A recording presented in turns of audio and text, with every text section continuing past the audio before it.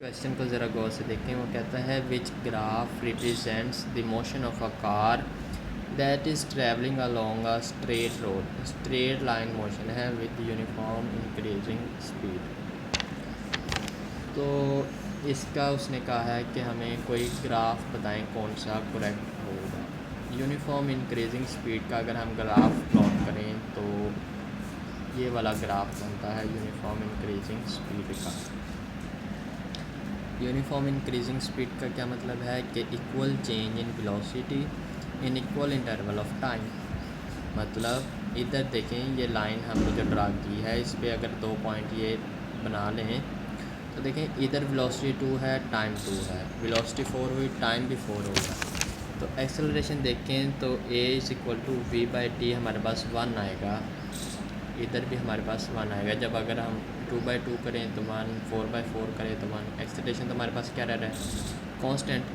Acceleration constant है तो इसका ग्राफ ये वाला बनता है। एक्सेलरेशन अगर कांस्टेंट है हमारे पास तो इसका ग्राफ ये करेक्ट है।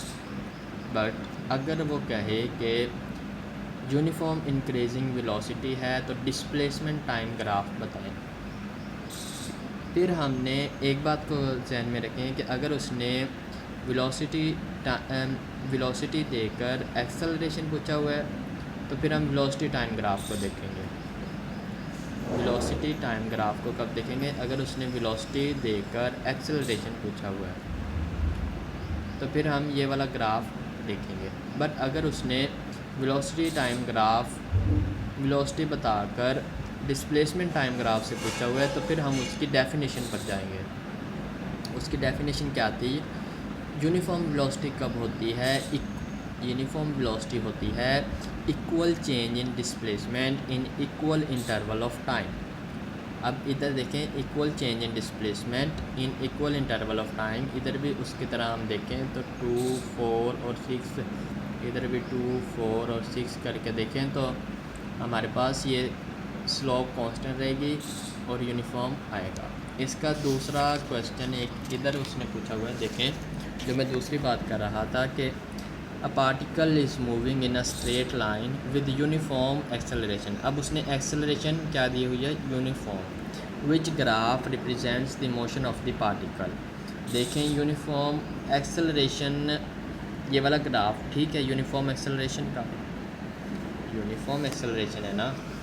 बट हमें उसने यूनिफॉर्म एक्सेलरेशन का मतलब होता है equal change in displacement in equal change in velocity in equal interval of time.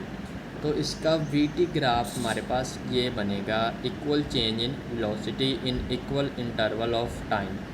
ये क्यों नहीं बना, ये देखें ये यूनिफॉर्म एक्सेलरेशन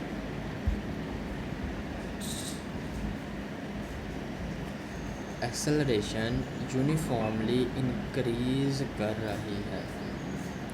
मैंने आपको पीछे भी बताया था अगर उसने एक्सेलरेशन देकर एक्सेलरेशन दी है फिर हम वेलोसिटी टाइम ग्राफ को देखेंगे। अगर उसने वेलोसिटी टाइम ग्राफ दिया है तो फिर हम एक्सेलरेशन को देखेंगे। इसकी डेफिनेशन के हिसाब से ये आंसर बन रहा है फ़िलहाल।